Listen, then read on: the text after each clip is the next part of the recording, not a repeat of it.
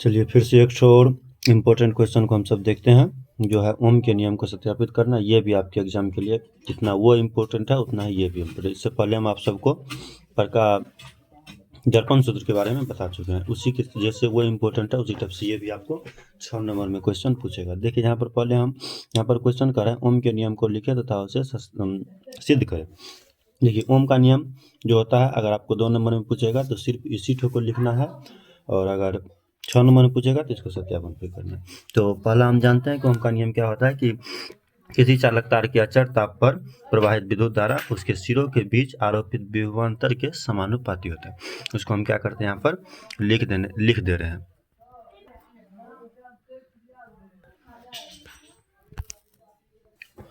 चलिए हम इसको लिख लिए हैं। किसी चालक तार के अचर ताप पर प्रवाहित विद्युत धारा उसके सिरों के बीच लगने वाले विभवांतर के समानुपाती होता है। ठीक है, तो ओम का नियम बस आपको विद्युत धारा और विभवांतर के बीच के संबंध को बताता है। तो उसको हम यहाँ पर लिख सकते हैं अर्थात यहाँ पर हम लिख सकते हैं आई मतलब विद्युत धारा समानुपाती होता है किसके, भी के। ठीक है, भी मतलब विभवांतर।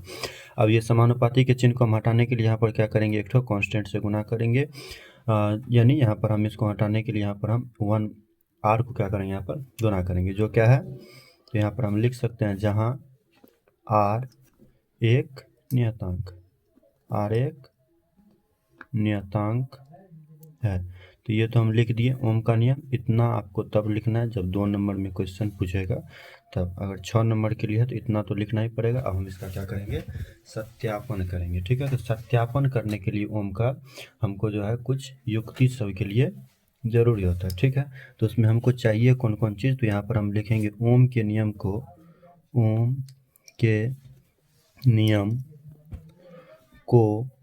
सत्यापित करने के लिए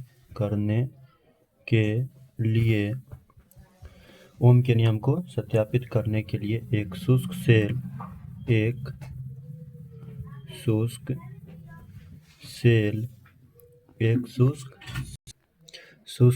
एक एमीटर।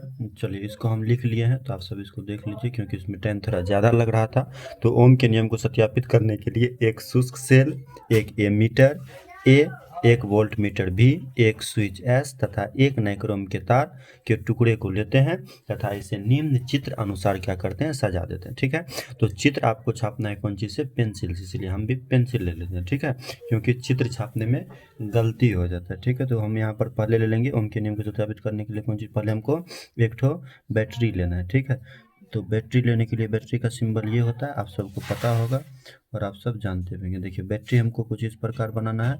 एक ठो बड़ा वाला ये धन चिन्ह को इंगित करता है और जो है ये छोटा वाला ये ऋण चिन्ह को, यानी प्लस और माइनस। ठीक है, तो इसको हम थोड़ा इधर ले जाएंगे। ये हमारा अभी परिपथ बन रहा है और परिपथ में श्रेणी क्रम में कौन सी जुड़ता है, एमीटर।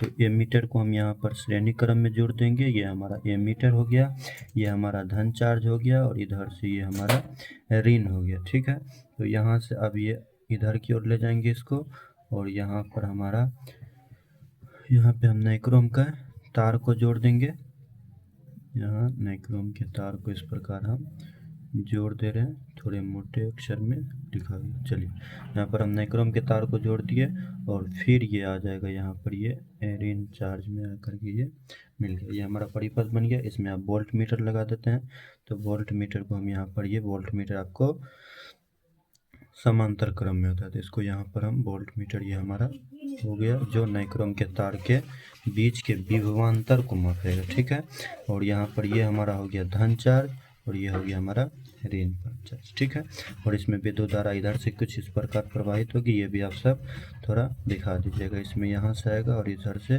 करके जाते हुए धन चार्ज से ऋण चार्ज की ओर क्या हो जाएगा, प्रवाहित हो जाएगा। यहाँ पर देखिए थोड़ा सा गलती हुआ, तो यहाँ पर हम क्या करेंगे, एक ठो स्विच लगा देंगे, थोड़ा मिटाते हुए। यहाँ पर हम लगा देंगे स्विच, एस स्विच।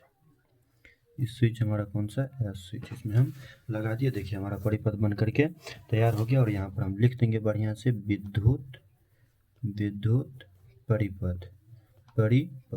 इतना हम परिपथ बना दिए हैं। अब इसी के आधार पर हम क्या करेंगे, ओम के नियम को सत्यापित करेंगे। चलिए यहाँ पर हम लिख देते हैं बिंदु P और Q पे क्या लगा है, वोल्ट मीटर लगा है। ठीक है, और इसके बीच ये क्या है, नाइक्रोन के नाइक्रोम का तार है, ठीक है।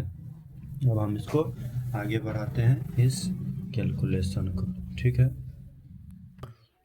एस स्विच को ऑन करेंगे, ठीक है। तो एस स्विच को ऑन करेंगे तो इसमें विद्युत धारा प्रवाहित होने लगेगा और हम सब क्या करेंगे, एमीटर से विद्युत धारा को मापेंगे और वोल्ट मीटर से विभवांतर को मापेंगे और इसको हम थोड़ा भाषा में लिखने का प्रयास करते हैं, ठीक है। तो यहाँ देखिए भाषा में इसको लिखेंगे तो वीडियो थोड़ा बड़ा बन जाएगा, इसलिए हम भाषा को पहले लिख लेते हैं, फिर आपको हम क्या करेंगे समझा देंगे। चलिए इसको हम लिख लिए हैं। तो एस स्विच को जब बंद करेंगे, तो स्विच को जब बंद करते हैं तो मतलब क्या होता है, उसमें धारा प्रवाहित होने लगता है, यानी परिपथ में धारा प्रवाहित होने लगेगा। परिपथ में धारा प्रवाहित होने लगती है। एमीटर ए से परिपथ में प्रवाहित धारा आई को मापते हैं, ठीक है। परिपथ में जो धारा प्रवाहित होगा उसको आई को मापेंगे तथा वोल्ट मीटर भी से नाइक्रोम के तार PQ के सिरों विभवांतर भी मापते हैं। अब एक के स्थान पर 2 सेल लगाकर पुनः एमीटर तथा वोल्ट मीटर के पठन को नोट करते हैं, ठीक है। तो एक के स्थान पर फिर हम क्या करेंगे, 2 और 3 सेलों का उपयोग करेंगे। इस प्रयोग को बारी बारी से 3, 4, 5 सेलों को परिपथ से जोड़ते हैं, ठीक है। प्रत्येक बार अनुपात V/I का मान जो है लगभग क्या आएगा, समान आएगा। तो यानी इसमें समझ में आ गया होगा, बहुत सिंपल भाषा लिखा होगा और आप सबको इसको याद करने में भी कोनो दिक्कत नहीं होगा, ठीक है। वैसे आप सबको ये क्लास में हम करवा चुके हैं, तो फिर भी आप सब इसको एक बार बढ़िया से पढ़ लीजिएगा, देख लीजिएगा। अब देखिए जो हम इस चीज़ को किया है, अब इस चीज़ को हम क्या करेंगे, ग्राफ पे उतारने का प्रयास करेंगे। अब ग्राफ पे उतार करके क्या होगा, हमको सरल रेखा प्राप्त होगा, तो क्या हो जाएगा, उससे हमारा ये सिद्ध हो जाएगा। चलिए हम फिर से एक बार आपको लिख करके फिर से हम इसको आगे बढ़ाते हैं। अब देखिए इसको हम लिख लिए हैं। अब विभवांतर V को x अक्ष तथा धारा I को y अक्ष पे लेते हैं, ठीक है। विभवांतर को x अक्ष पे और धारा I को y अक्ष पे लेंगे। V तथा I के बीच एक ग्राफ खींचा जाए तो प्राप्त ग्राफ एक सरल रेखा होगा, ठीक है। तो कैसे सरल रेखा होगा, उसको ग्राफ को भी हमको यहाँ पर दिखलाना होगा, ठीक है ना। तो चलिए हम यहाँ पर एक ठो ग्राफ बनाने का प्रयास करते हैं पेंसिल से। देखिए इस प्रकार ये हमारा हो गया कौन सी, y अक्ष, और ये हमारा हो जाएगा x अक्ष। तो इसके दूरी को आप सबको स्केल से बनाना है, सेम दूरी होना चाहिए। चलिए यहाँ पर हम ले लेते हैं ये दूसरा पॉइंट, ये तीसरा पॉइंट, बस इतना हो जाएगा, ये बहुत है। तो ये हमारा हो जाएगा और इसको भी सेम दूरी पे यहाँ पर लेंगे और ये भी अब सबको स्केल से बढ़िया से इसको नाप करके, और हम जो है ये हमारा x अक्ष हो जाएगा और ये हमारा y अक्ष होगा। x अक्ष पे हम कौन चीज़ को लिए हैं, विभवांतर को लिए। तो यहाँ पर हम लिखेंगे विभवांतर, विभवांतर और कोष्ठ में लिख देना है V, और यहाँ पर लिखेंगे धारा, धारा I हो जाएगा, ठीक है। यहाँ पर 1, 2, 3 और ये 4 हो जाएगा, ये भी 1, 2, 3, 4।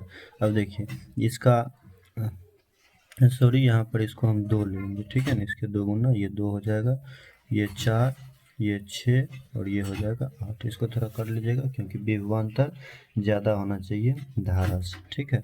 तो अब यहाँ से अगर विद्युत धारा 1 होगा तो विभवांतर कितना होगा, 2 होगा। तो ये इधर से आएगा और ये यहाँ पर आकर के इसका पॉइंट ये हो गया। ये अगर 2 होगा, धारा अगर 2 देंगे तो विभवांतर कितना, 4 हो जाएगा, ये यहाँ आ जाएगा। और उसके बाद फिर अगर ये 3 होगा तो ये हमारा कितना हो जाएगा, 6 हो जाएगा, तो ये भी यहाँ आ जाएगा। और ये अगर 4 होगा, धारा अगर 4 होगा तो विभवांतर 8 हो जाएगा। इसको हम यहाँ पर, और देखिए यहाँ से ये कुछ इस प्रकार इसको हम मिला देंगे तो ये हमारा कौन चीज़ प्राप्त हुआ, ये एक सरल रेखा प्राप्त हुआ। और यही सरल रेखा प्राप्त होने से क्या हो जाता है, सिद्ध हो जाता है कि अगर धारा 1 बढ़ता है तो विभवांतर 2 हो जाता है, धारा अगर 2 बढ़ता है तो विभवांतर 4 हो जाता है। तो मतलब धारा जो है डायरेक्ट विभवांतर पे क्या कर रहा है, डिपेंड कर रहा है। जिसका मतलब ये होगा कि वो उसके समानुपाती है। और ओम भी हमको यही बताया है कि धारा जो है विभवांतर के क्या होता है, समानुपाती है। तो कौन चीज़ पे, अचरता, यही ओम का क्या है, नियम है। तो इसको हम थोड़ा यहाँ पर शब्दों में लिख देंगे। इससे, इसको लिखना है, इससे यह, इससे यह सिद्ध, इससे यह सिद्ध होता है, होता है कि विद्युत धारा, विद्युत धारा आई, विद्युत धारा I विभवांतर, विभवांतर V के समानुपाती, समानुपाती होगी, यह होता है। और यही हमारा क्या हो गया, प्रूव्ड हो गया। ये कौन चीज़ है, ओम का नियम है। और इसको आप सबको अगर एग्ज़ाम में पूछेगा तो बहुत ही बेहतर तरीके से इसी तरीके से क्या कर देना है, आपको लिख देना है और आपका एग्ज़ाम बहुत अच्छा जाएगा। देखिए इसको आप सब होगा तो आप सब इसका स्क्रीनशॉट ले करके इसको रख सकते हैं और इसको याद कर लीजिएगा। वैसे आप सबके कॉपी में ये सब लिखा होगा। चलिए बहुत बहुत धन्यवाद वीडियो में बने रहने के लिए।